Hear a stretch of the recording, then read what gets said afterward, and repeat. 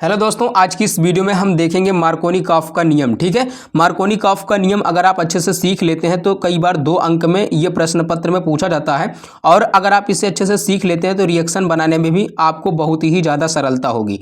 तो मार्कोनी-कॉफ का नियम क्या होता है?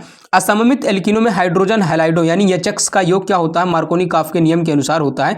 बहुत अच्छे तरीके से डिटेल में इसको यहाँ पर हम समझने वाले हैं। ठीक है, असममित एल्कीन क्या होता है अभी आपको समझा रहे हैं।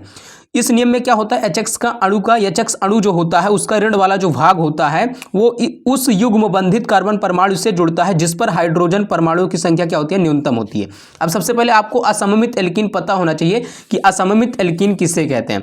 यहाँ पर आप ध्यान से समझिए कि असममित एल्कीन किसे कहते हैं। जैसे यहाँ पर हम लिख दें CH3, लिख दें जैसे CH3 CH डबल बॉन्ड उसके बाद में CH2, तो ये कैसा एल्कीन है, ये असममित एल्कीन है। असममित एल्कीन क्यों? क्योंकि डबल बॉन्ड से जुड़े हुए कार्बन पर देखो यहाँ पर कितने हाइड्रोजन है, 2 हाइड्रोजन है और यहाँ पर 1 हाइड्रोजन है, उसके बाद में एक मेथिल ग्रुप लगा हुआ है। ठीक है, CH3।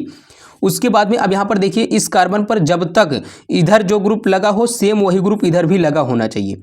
आप ध्यान से समझिए, इस डबल बॉन्ड वाले जो डबल बॉन्ड लगा हुआ है इसको इस तरीके से आप कट कीजिए। उसके बाद में जो टुकड़ा इधर मिल रहा है सेम वही टुकड़ा इधर भी मिलना चाहिए, तभी वो क्या होगा, सममित एल्कीन होगा। नहीं तो क्या हो जाएगा, असममित एल्कीन हो जाएगा यानी असिमेट्रिक एल्कीन हो जाएगा। तो इस तरीके के एल्कीन में यानी असममित एल्कीन में जो हाइड्रोजन हैलाइड होता है, एचएक्स होता है, इसका योग कैसे होता है, मार्कोनी-कॉफ के नियम के अनुसार होता है। इस नियम के अनुसार क्या होता है, अभी हमने आपको पढ़ करके बताया कि एचएक्स अणु का ऋण भाग मतलब यक्स वाला भाग उस युग्म बंधित कार्बन परमाणु से जुड़ता है जिस पर हाइड्रोजन परमाणुओं की संख्या क्या होती है, न्यूनतम होती है। देखिए एग्जांपल के माध्यम से आपको समझाने का प्रयास करते हैं। यहाँ पर अब हम एक असममित एल्कीन ले लेंगे, उसके बाद में यहाँ पर हम एचएक्स का योग कराएंगे। देखो ध्यान से, यहाँ पर हम ले लेते हैं CH3, ले लेते हैं CH3, फिर उसके बाद में सिंगल बॉन्ड, उसके बाद में CH डबल बॉन्ड CH2। ये किसका सूत्र है, यहाँ पर देखो 1 2 3 और उसके बाद में डबल बॉन्ड यानी प्रोपिलीन का। किसका सूत्र है, प्रोपिलीन का सूत्र है। यहाँ पर अब हम योग कराएंगे HBr का, प्लस में HBr। ये हो गया इसका धन वाला भाग, ये हो गया इसका ऋण वाला भाग। ठीक है, इसका नाम क्या है, प्रोपिलीन है। अब यहाँ पर ध्यान से समझिए क्या कह रहा है कि जब असममित एल्कीन होगा, यहाँ पर देखो कार्बन पर हाइड्रोजन कितने, 2 हैं, यहाँ पर कार्बन पर हाइड्रोजन 1 है और एक मेथिल ग्रुप लगा हुआ है, यानी कि दोनों ओर सेम ग्रुप नहीं लगे हुए हैं। ठीक है, तो ये क्या हो गया, असममित एल्कीन हो गया।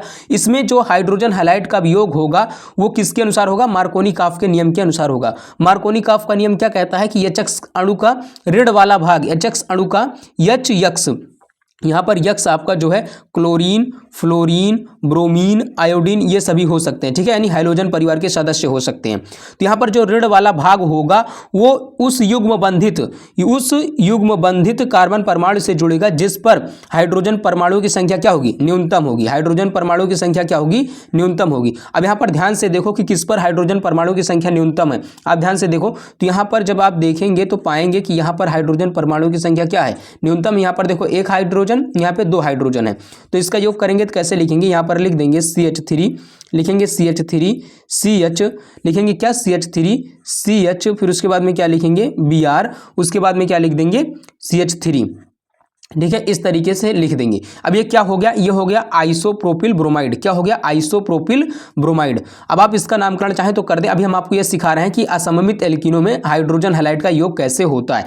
तो आप ध्यान से समझिए, यहाँ पर हाइड्रोजन परमाणु की संख्या क्या थी, सबसे कम थी, तो यहाँ पर Br आकर के जुड़ गया, यानी कि हाइड्रोजन हैलाइड का ऋण वाला भाग उस युग्म बंधित कार्बन परमाणु से ही जुड़ेगा जिस पर हाइड्रोजन परमाणु की संख्या कम होगी। कब, जब असममित एल्कीन होगा तब। ठीक है, अगर ये असममित एल्कीन न होता, सममित एल्कीन होता, तब हाइड्रोजन हैलाइड का योग कैसे होता, देखो तब हम नॉर्मल रूप से वैसे ही कर देते। जैसे यहाँ पर देखो CH2 double bond CH2 double bond CH2, अगर इसमें हम हाइड्रोजन हैलाइड का योग करें HBr का तो इसमें कैसे होगा, ध्यान से देखो। इसमें कुछ नहीं करना, आप ऐसे लिखेंगे CH3, क्या लिखेंगे CH3 CH2Br, CH3 CH2Br ethyl bromide. इसमें सामान्य रूप से ही हम जो है हाइड्रोजन हैलाइड का योग कर देते हैं। अगर यहीं पर देखिए, अगर यहीं पर बेंजाइल पेरोक्साइड उपस्थित हो जाता, इसी रिएक्शन मार्क के ऊपर अगर यहाँ पर कह देता बेंजल पेरोक्साइड, ठीक है, यानी कि कोई कार्बनिक पेरोक्साइड उपस्थित हो जाता या ऑक्सीजन की उपस्थिति हो जाती, तब क्या होता, तब यहाँ पर अगर कोई कार्बनिक पेरोक्साइड उपस्थित हो जाता या ऑक्सीजन उपस्थित हो जाता तो असममित एल्कीन में जो एचएक्स होता है, एचएक्स मार्कोनी-कॉफ के नियम के विपरीत नियम लगने लगता है। ठीक है, यानी कि जहाँ पर हाइड्रोजन की संख्या अधिक होगी, जहाँ पर हाइड्रोजन की संख्या अधिक होगी वहाँ पर Br चला जाएगा, और जहाँ पर हाइड्रोजन की संख्या कम होगी वहाँ पर H चला जाएगा। समझ में आया? ये खैरस प्रभाव होता है। इस नियम को हम अगले वीडियो में डिस्कस करेंगे। ठीक है, उम्मीद करता हूँ कि आज की इस वीडियो में हम आपको ये समझा पाए होंगे कि मार्कोनी-काफ का नियम क्या होता है। ठीक है दोस्तों, वीडियो देखने के लिए आप सभी का बहुत बहुत धन्यवाद। मिलेंगे किसी अगली वीडियो में, तब तक के लिए जय हिंद, वंदे मातरम।